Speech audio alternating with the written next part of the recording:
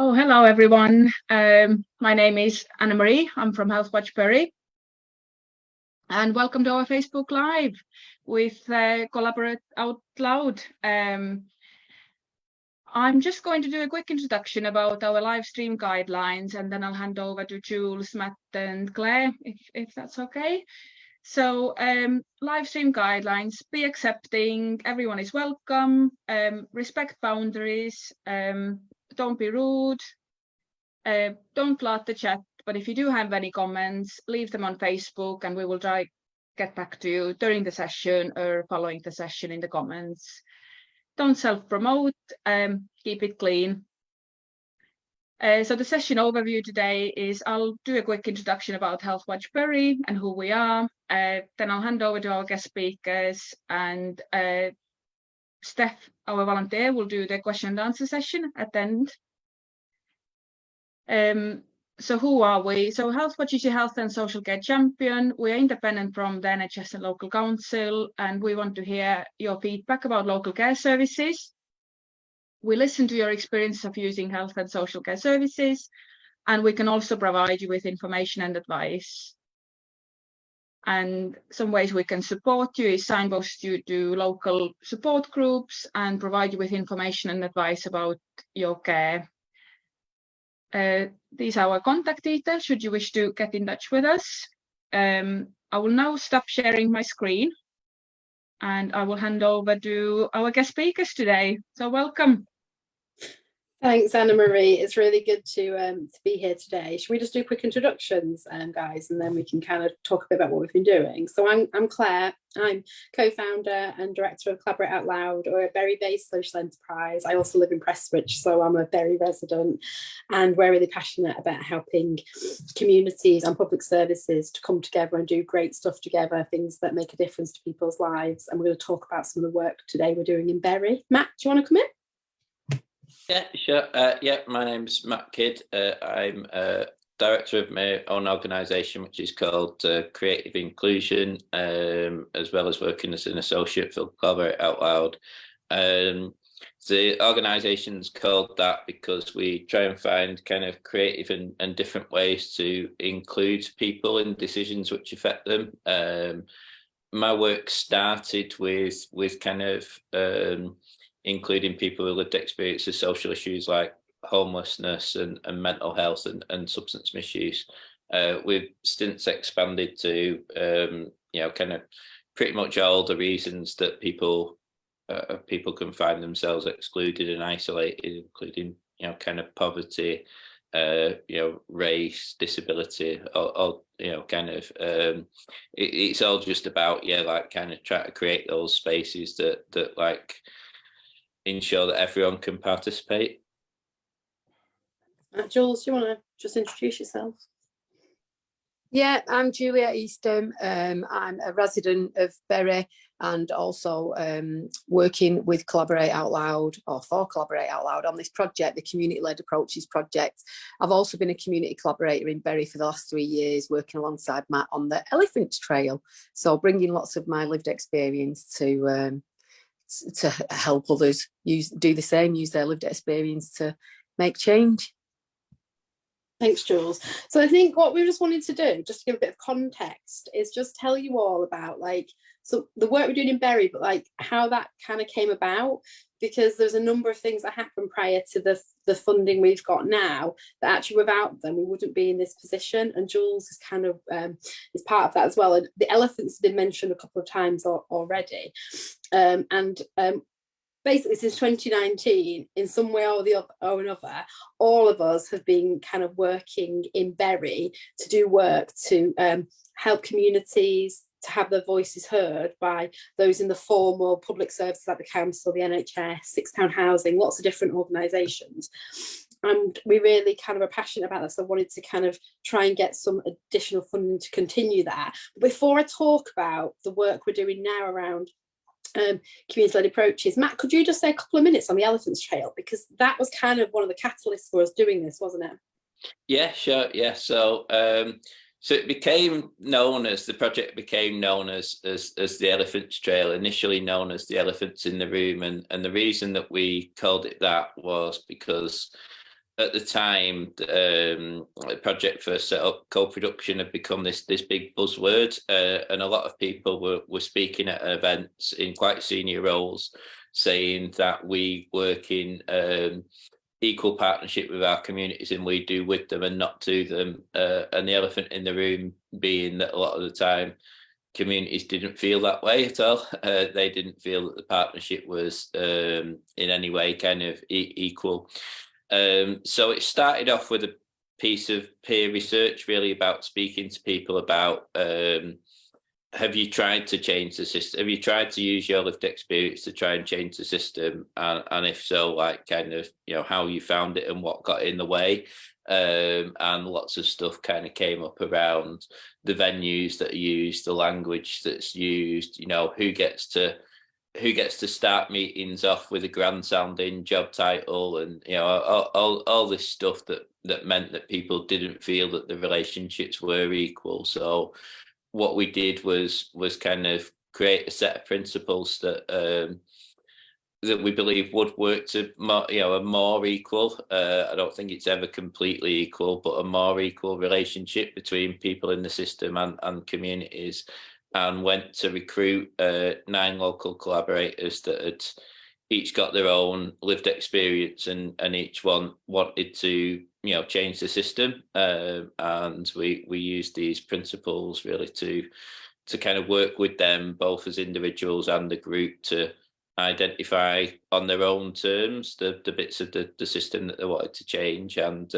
loads and loads of highlights, and I could speak forever about it. I suppose some key ones were writing, kind of developing Bury's homelessness strategy alongside Bury Council, and a video that we made alongside The Guardian, made in Bury, which is available to anyone that wants to watch it on YouTube. Loads and loads of other things that I could talk forever about, but like lots of grassroots kind of groups and initiatives kind of starting up as a result of that work. And that's how I kind of started working with Matt, because I worked with Matt literally a few months before the pandemic to start to develop the group of collaborators, which Jules was one of those. So Jules then moved, didn't you, from kind of being part of that role into this full-time paid role to support this work. Don't know if you want to say anything about that, Jules, before we talk about what we're doing now. Yeah, so I jumped. We're very fortunate, to be fair, to see the ad about the Elephants Trail, and I feel like it's changed my life, being able to get involved and do this as a job, using my lived experience to try and bring about positive change for people, and let people know that just because you've faced adversity, it doesn't mean you're going to be left behind, or you've not got a voice. So I feel really privileged that I've ended up doing this type of work, and then, collaborating with Claire on numerous things during the pandemic. It just felt like a natural thing. So, the interview went out to the collaborators, and when I did it and I got it, I was like, yay.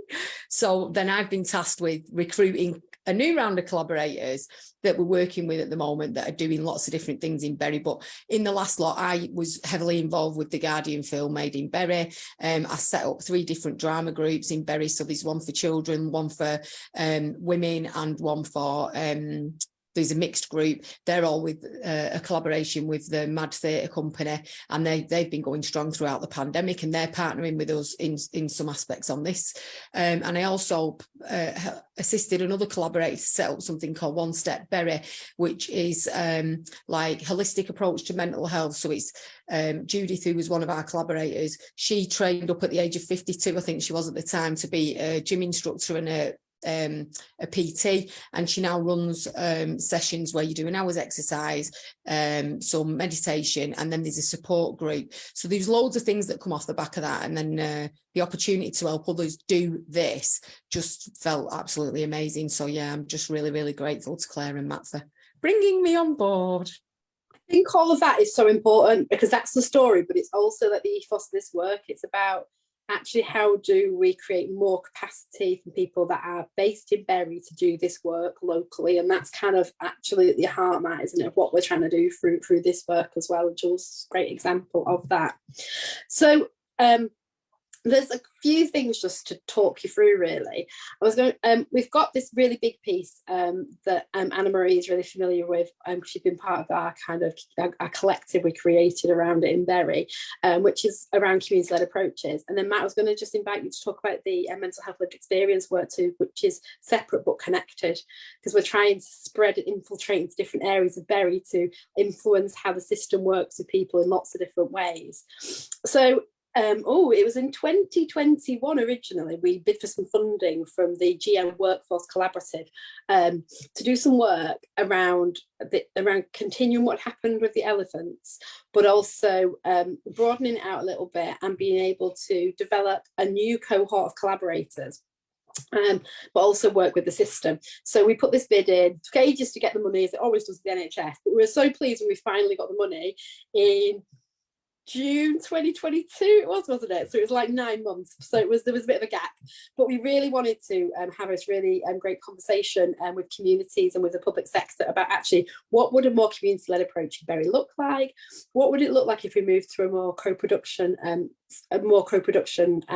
actually less doing to and more doing with? And there was 3 main bits that I'll describe, and then I'll invite Matt and Jules in, that we put in this bid. There was a whole piece around how do we build community capacity to work with the system to bring about change. So this is the collaborators and things like that Jules talked about, which we can go in more detail in a second. There's a whole piece which we're really focused on at the moment around how do we build capacity in the formal system, however you want to describe it, in public sector, people that are paid in roles in Bury to do things for the community, with the community, but sometimes it doesn't always feel like it's with and for. So there's a whole piece around that. And there's a piece around how do we create a shared space where people can come together and have a kind of conversations about what matters to them from a community individual perspective, and then really help the people in kind of the system to hear that. But then Matt's a really big advocate for this. It's not just hearing that and having those conversations, it's then going on and actually going through and really kind of thinking, okay, what are the practical things we can now do together to do this? We're definitely not about bring a story, wheel in, wheel out. We're definitely not about kind of take everybody's feedback and then go off and in a dark room and do something with it as a public sector. We're really trying to create this culture where people come together and collaborate and have a really different conversation. And Matt, I think in a second, a really good example might be the Achieve stuff we're doing to go through.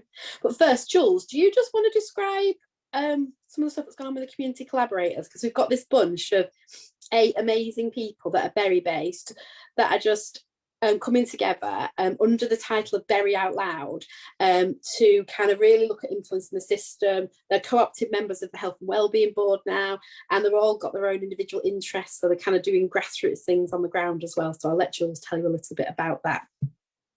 Yeah, so like Claire says, I got together a group of 8 people, and basically, when I was doing the Elephants Trail, a few people had said, oh, how did you get into this? So I was already making mental notes of who was interested, who I thought would be good collaborators. So I had a bit of a head start. And some of them I've met through doing community stuff myself. So Tick is a lovely Thai collaborator. She's so lovely, and she's like a little bee. She gets everywhere. She's a community connector in her own right, to be fair, before she was even doing this work. She's really passionate about anything to do with children and mums, so expectant mothers, stuff like that. And one of the things she said, she felt that when she was in Thailand, when she gave birth to her first 2 children, she was better supported than she has been in the UK by the system, and that's sort of the driving force behind why she wants to get involved and support expectant mothers and children, you know, in the early stages of development. So she set up a group called Happy Me, Happy Mums on Facebook. I think it's got about 700 or 800 people on it. She does weekly, like, what's going on in Bury, where you can link in for your kids, and it's all free or really cheap stuff. She's already ran a play group in Sunnybank, which she's partnered with another collaborator, Donna, who I'll tell you about in a minute, and they're setting up a CIC, Happy Me, Happy Mums. So they've already done a play group in Sunnybank. There's one in the offing at the Bridge Food Pantry on a Wednesday in Ratcliffe. They've got they're going to be doing some work with the Phoenix Centre in Prestwich around families, and they're just about to set a play group up in Brandl's home at the food bank there. So getting into lots of different areas. And she's also, through doing this work, she's got the confidence to be able to reach out to like youth services and say, listen, we haven't got anything in Elton, like, can we have something? So she's working on that as well. So really got stuck in as a community collaborator and doing some really great stuff. She lives up in the Elton area, and like I say, realised that they didn't have much up there at all. Donna lives in Whitefield and has lived experience of fibromyalgia, autoimmune arthritis condition. She's a cancer survivor. She's also been a Samaritan, a dementia friend, trustees on various mental health charities in Bury. So she wanted to set up her own Happy Woman group, which launches in early March in Whitefield. And that's for women over 35 who've got these long-term health conditions, who feel debilitated a lot of the time and don't feel supported by the system.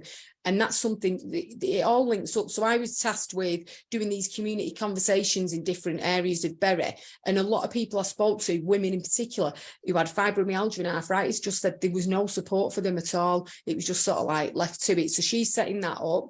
Mia, who's our young person, so she's 21 and really passionate about music and getting kids off the street.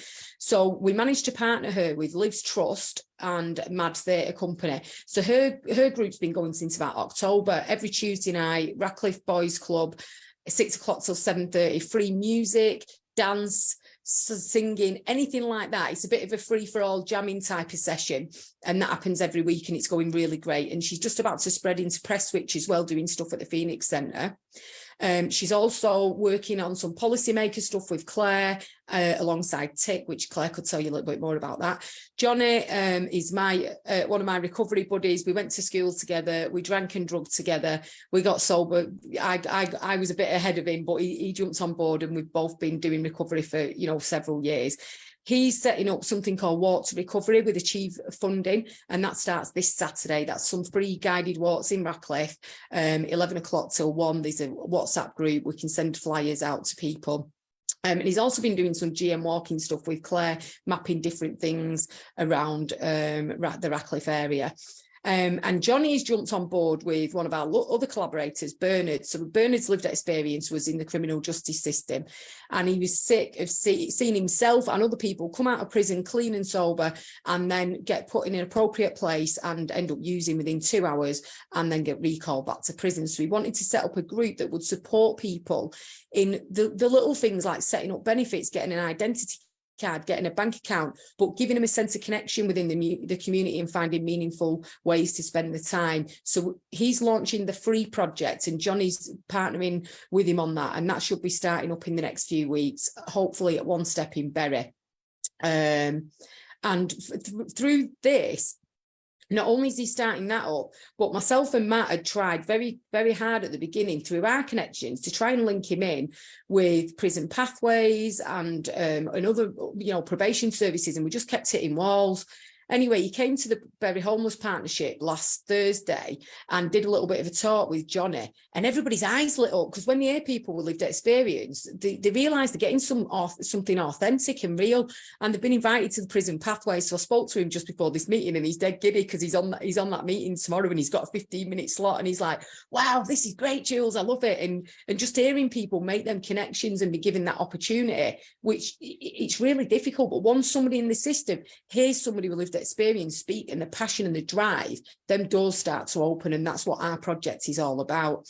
We've also got Jason, who's starting up Recovery Rocks, which is a music-based recovery group that's going to be in Prestwich again at the Phoenix Centre.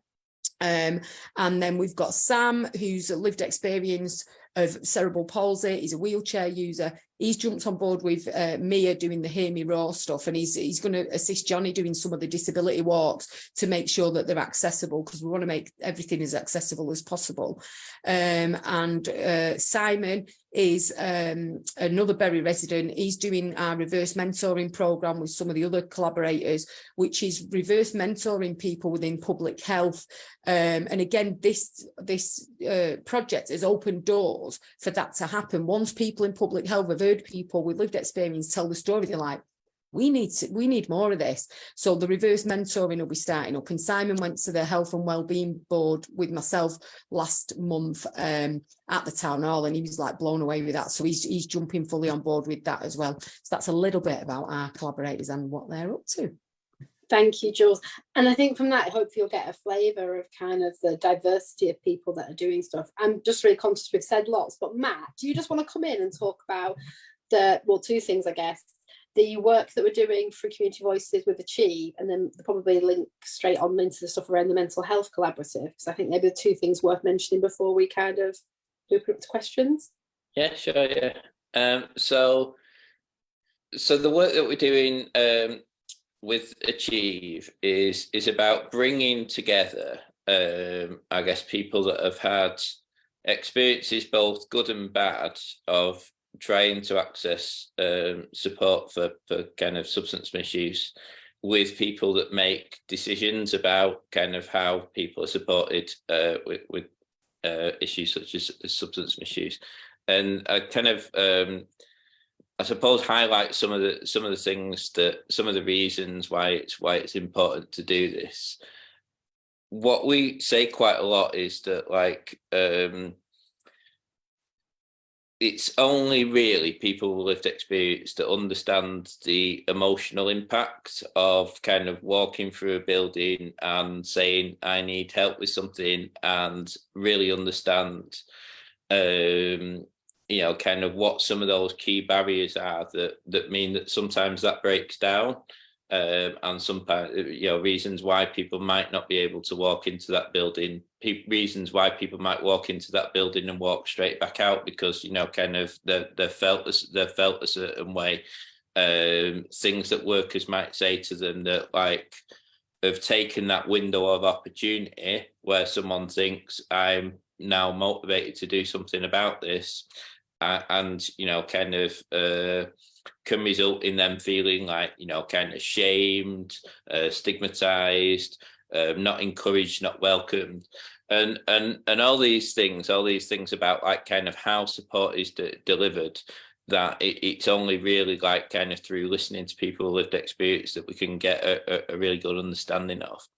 And what we're trying to do is ensure that a group of people with lived experience of substance misuse can get these experiences across in a not tokenistic way, and not in some kind of kind of paper-based or electronic-based questionnaire that says, on a scale of 1 to 10, how did you feel when this happened? Kind of ticking what boxes about, like, whether services were good or not. And actually, like, really understanding, like, what that felt like to people, and not just what it felt like, but what would need to be done to change that, and what would need to be done so those barriers weren't in place and support didn't fall down. And not only could people, kind of access support in the first place, but also that they're introduced to, kind of the full range of support in the community that they need. Because, as kind of, I remember someone kind of saying to me about the role of substance misuse services, like, kind of, they put 168 on a board, which is how many hours there is in a week, and then crossed that out and then said 167.5. And he says that's the amount of hours on average that people will spend, like, kind of outside of that building where substance misuse treatment is delivered. And actually, like, he says, why why do we assume that in that half an hour or an hour that we have with people that's going to be more important than the other 167 hours? It's just not, and it's really, really, really powerful that. So there's going to be lots coming out from those early conversations we've had with people that are coming forward about that, and about that full range of support that people need in order to feel welcome, to feel accepted, to feel heard, but also then to progress into recovery. And I suppose the role that we have is just being able to bring, bring people together. Really, we're not trying to sanitize or police anyone's responses. We're just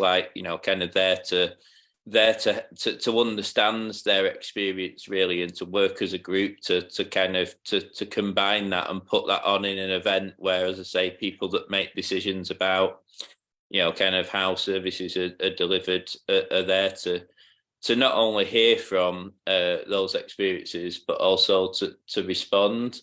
And we were talking today at the Mental Health Collaborative, which I will move on to shortly, about the need to get that bit right in particular, because there's two aspects to it, some of the stuff and some of the way that we respond needs to be quite practical and letting people know, right, here's what we think we can do with that information right now. And some of it is longer term cultural change and system change and stuff like that, and getting better at involving people and listening to people and learning from people with lived experience. Now, you need a combination of those things, because sometimes I've tried to say to people, oh, you're not being ignored, because some of that longer term stuff's definitely happening and you're part of that. But they're saying to me, but I can't see it, so that's meaningless. I'm kind of having to take your word for it. And I know, I know that right now there's people, there's people going through the same problem as me, and nothing's changing. And it's not enough for us to turn around and say, oh, well, we're really listening. And in the longer term, people will start to respond. They need to see some of those real quick wins, but we need to be able to work with people and sharing those decisions together. So we're not just extracting people's stories about events that are often quite traumatic, and taking them away from them and kind of giving them a patronizing smile and nod and sending them on the way. We're actually welcoming them in as collaborators and shared decision makers, and planning the way that supports planned and delivered. And the idea with the Achieve work is that this will set a bit of a template for how we could work with different groups of people experiencing different social issues. So that could just as easily be things to do with disability. It could be to do with things with experiencing racism. All the things that are important to different communities of identity or geography. So it could be it could be what affects a particular community of place on a particular estate. And again, it's not about us saying we know best about this. It's about having a bit of a model that people can see, oh, they went about it this way, and they can adopt if they feels right for them. So that's the idea of the Community Voices work, something that can spread beyond the life of this project, and ways of bringing people together around issues that matter to them, and linking them in with the people that are best placed to work alongside them, I guess, to make those changes.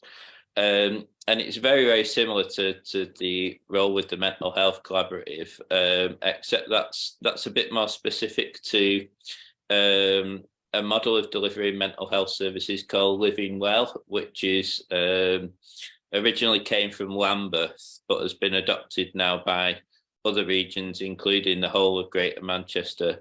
And it's just much more about an asset-based approach to mental health, and those same things I was saying about the kind of 168 hours in a week and moving to a point where you don't think that there's the very small time that you spend with a professional is the be all and end all of what, kind of what helps people get well and stay well. It's very much more about like a model of delivering services in a much more asset-based way, which kind of helps people access the full range of support that they need. And our role within that is again to to recruit and work alongside people with lived experience of mental health, so they're supported to not just be wheeled in and out to tell their story, but to to understand the context of what's happening, to bring them in as equals and shared decision makers and co-designers, and to make sure there's like ongoing support and involvement, so they feel that that's a genuine partnership. So that we're in quite the early stages of that. We today we went and delivered a presentation about our model and why it's important to have this approach to involving people with experience. And there was then someone that had accessed both mental health and drug and alcohol services that gave the story, and now we will continue to work alongside him and about 8 or 9 other people to so that doesn't just feel like a tokenistic one-off experience, and that he and the others we're working with do feel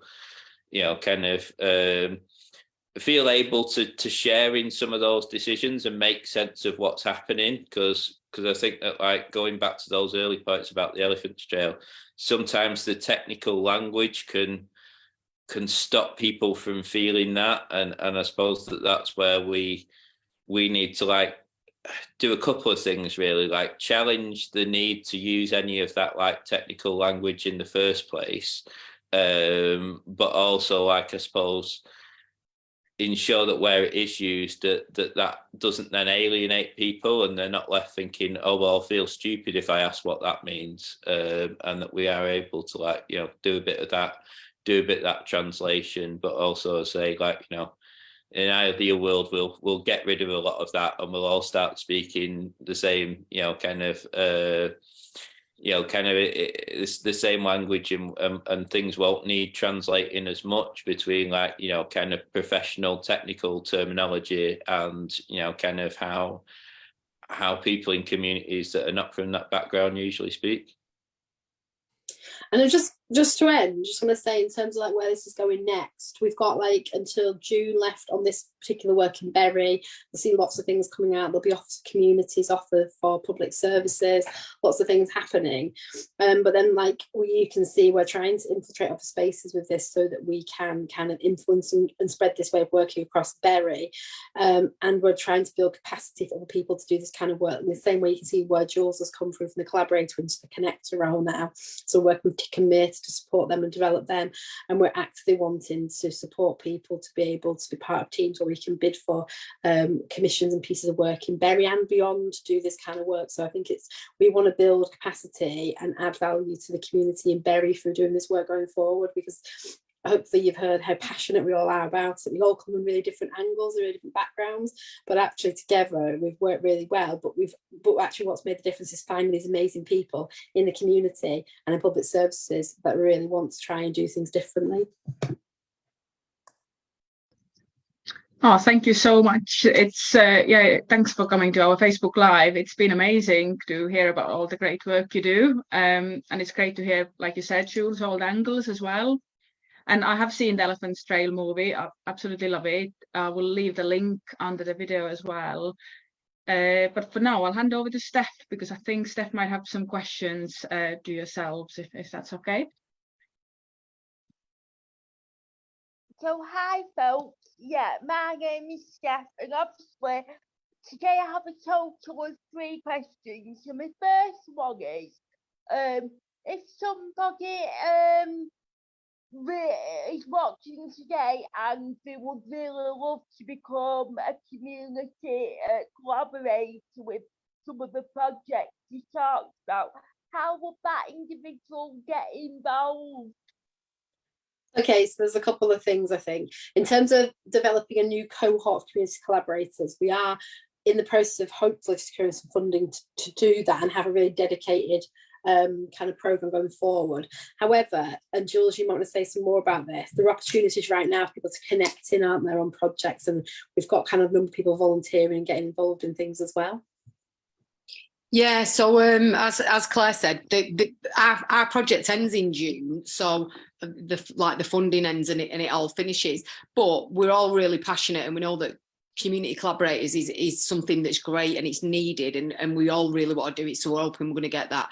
But there's other things that we're involved in. So like Matt said about the mental health,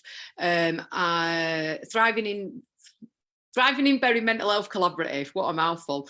We're recruiting people to sort of get involved in that. So anybody who's got experiences of mental health, accessing mental health services in Bury, I'm putting the ad out today, can get involved in that. It's paid work because we're really passionate about people not having to always give the time for free. There's the stuff around Achieve, what Matt's leading on, where we're asking people who've accessed Achieve services or tried to.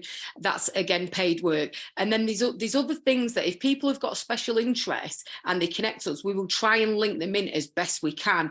And although it's not paid work at the moment because obviously all the funding's already been allocated, we will always try and get people paid work whenever we can, even if they're only giving us an hour at the time. We always want to try and pay people. So I'd just say, drop us an email or find us on we've not got a Facebook page, have we? We have, but it's not live. But you can get our details off Anne-Marie. And I think, Steph, are you the lady who sent us the email about going on the radio? Because that was one of the questions I wanted to ask, because obviously here today I'm here with my Healthwatch Bury co-hosting hat on, but obviously I am the founder and presenter of the Butterfly Printer Show, so it'd be really good to collaborate with getting people on the talk show, especially with the lady Donna who you mentioned is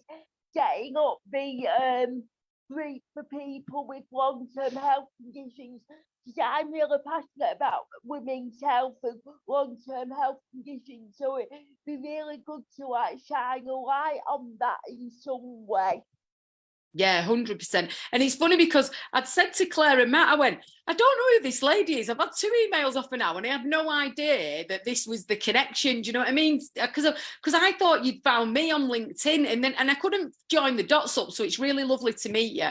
And yeah, I'm sure Donna would be more than happy to come on your show and have a chat with you about it. She's so lovely. So now I know who you are, I'll link you in with her. I'll send an email and I'll link you in, Steph. So yeah, and I'm sure some of the other collaborators, if you think that there's something that would really complement your show and people need to hear about, then I'm sure more of them would want to get involved. And if you like yourself, if you want to get involved with some of this stuff, let us know what you're interested in, like women's health or whatever it is, and we'll try and link you in as best we can.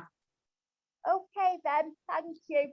And my third and final question would be, if somebody with a physical disability is watching this live today, they're interested in setting up a peer support group in their community, is this something you as a CIC could help support them, support them with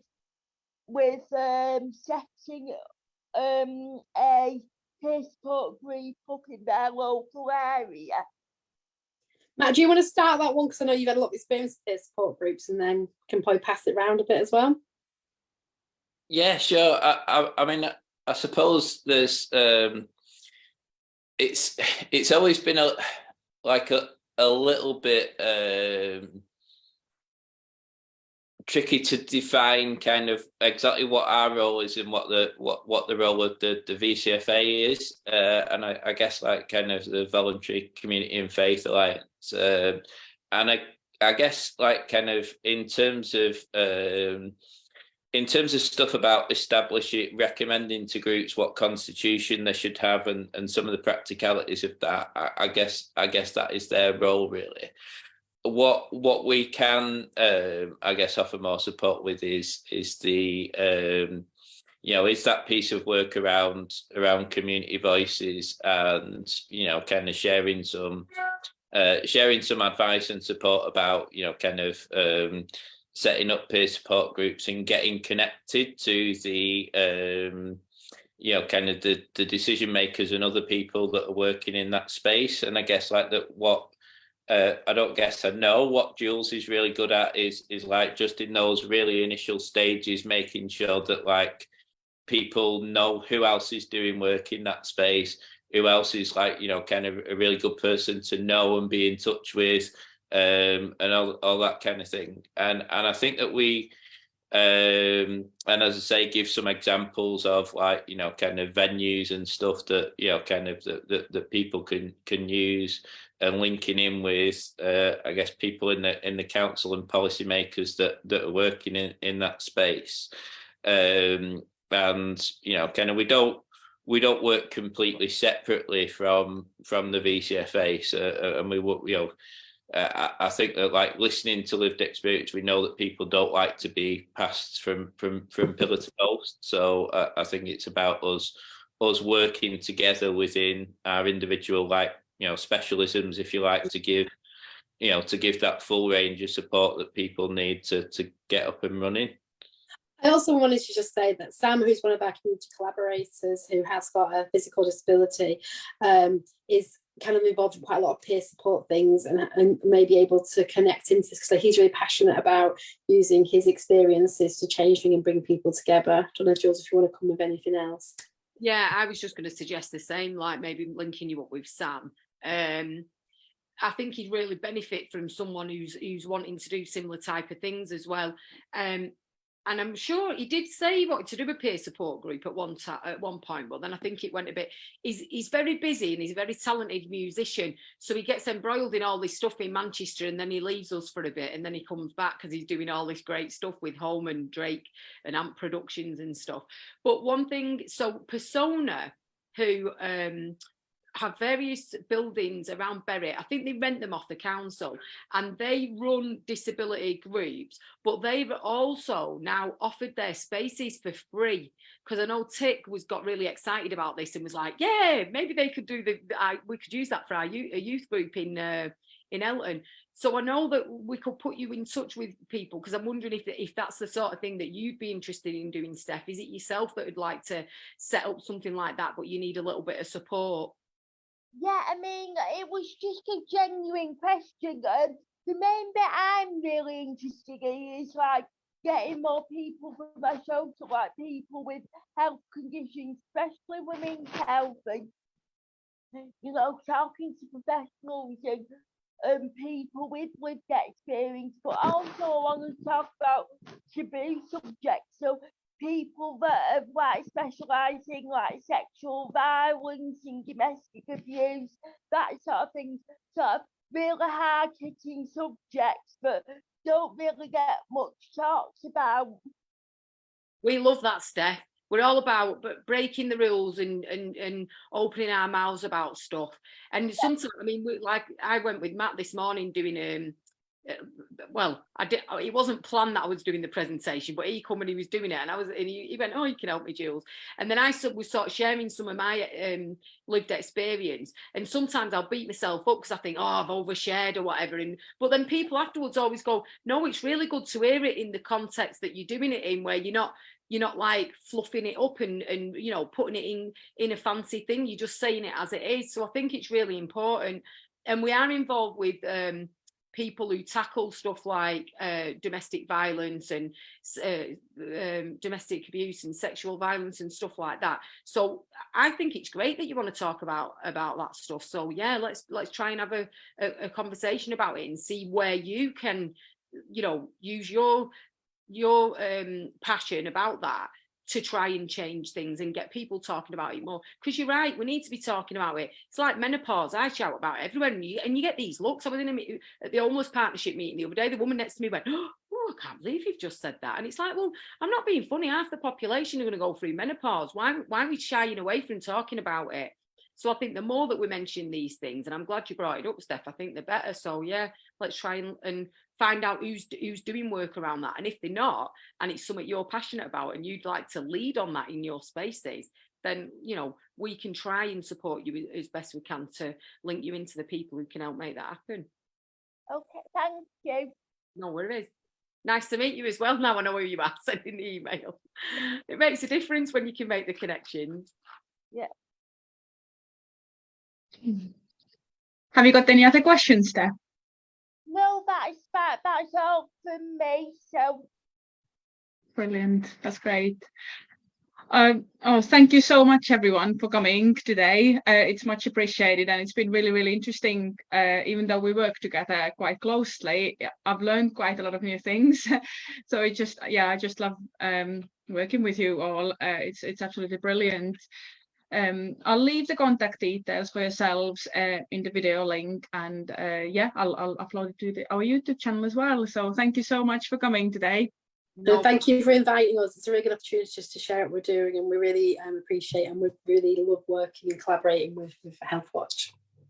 Yeah, and I'm sure at some point in the future we can probably rope some of the collaborators into doing a live with you as well. I'm sure they'd all love that. That would be great. That would be amazing. Yeah, they could do a Bury Out Loud one, couldn't they, around their kind of what they want to change in the system and stuff. It'd be really good. Brilliant. That's great. Okay. All right, then I think unless anybody has anything else to say, I'm going to end this live today. But again, thank you so much for joining, and I'll catch up with you soon. Thank you. I'll pop you an email, Steph, as well. bye. Thank you. Bye. Bye. Bye.